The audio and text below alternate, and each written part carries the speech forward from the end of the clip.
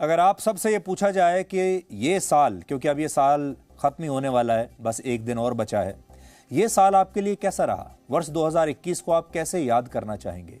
आपको याद होगा जब हम 2020 में थे, हम कोविड के लिए तैयार नहीं थे।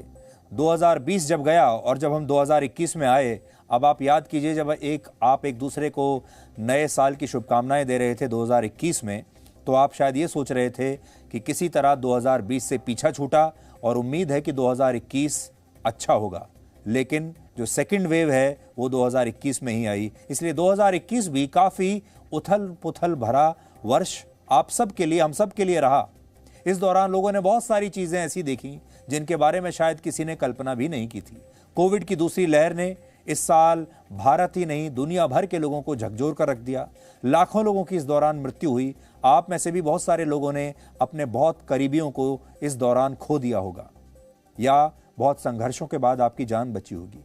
हमें ऐसा लगता था कि भारत के ज़्यादातर लोग इस साल को तो अपनी यादों से पूरी तरह डिलीट कर देना चाहते होंगे, लेकिन आज आपको जानकर आश्चर्य होगा कि इस साल जब देश कोरोना की दूसरी लहर से संघर्ष कर रहा था, लोग मर रहे थे, उस दौरान भारत के लोग इंटरनेट पर अस्पतालों में बेड्स और ऑक्सीजन के सिलेंडर से ज़्यादा क्रिकेट और इंडियन प्रीमियर लीग यानी आईपीएल के बारे में सर्च कर रहे थे।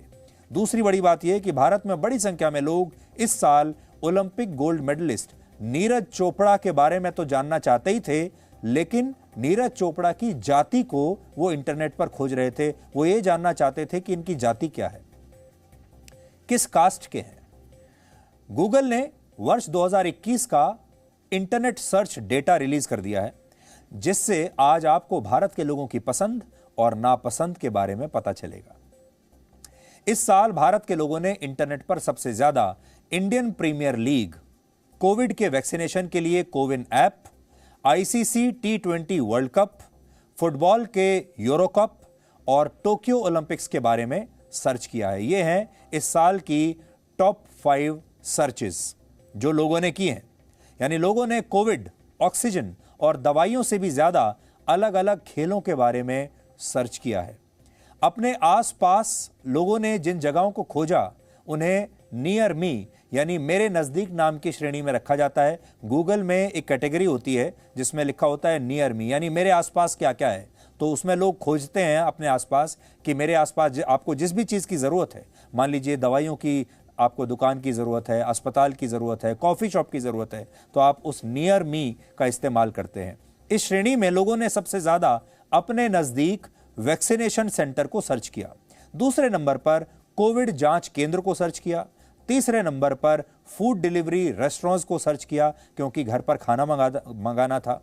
चौथे नंबर पर ऑक्सीजन सिलेंडर और 5वें नंबर पर लोगों ने अपने नज़दीक कोरोना के अस्पतालों के बारे में सर्च किया। तो यहाँ पर आपको बिल्कुल ठीक लगेगा कि इस साल का जो समय का जो चरित्र था वो लोगों के चरित्र से मेल खा रहा है।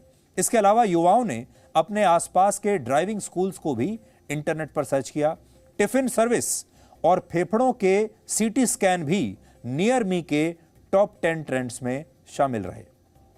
यानी लोग सीटी स्कैन के लिए भी जगहें खोज रहे थे कि मेरे आसपास कौन सी ऐसी जगह है जहां मैं अपना सीटी स्कैन करा सकूं अपने फेफड़ों का। पर्सनैलिटीज की बात करें तो एथलेटिक्स में भारत को ओलंपिक खेलों में पहला गोल्ड मेडल दिलाने वाले नीरज चोपड़ा के बारे में लोगों ने इंटरनेट पर बहुत पढ़ा, बहुत सर्च किया। लेकिन दिलचस्प बात यह है कि इस दौरान लोगों ने यह भी जानने की कोशिश की कि नीरज चोपड़ा की जाति क्या है। नीरज चोपड़ा के बाद इस लिस्ट में आर्यन खान का नाम है, शहनाज गिल, राज कुंद्रा और इलॉन मस्क टॉप 5 पर्सनैलिटीज में शामिल रहे। इनमें कुछ सही कारणों की वजह से चर्चा में रहे हैं और कुछ गलत कारणों की वजह से चर्चा में रहे हैं। कुछ लोग ऐसे हैं जो विवादों की वजह से चर्चा में रहे, इसलिए लोगों ने उनके बारे में भी बहुत सर्च किया। दुनिया की बात करें तो वहां भी पहले, दूसरे और तीसरे नंबर पर क्रिकेट को ही सबसे ज्यादा सर्च किया गया।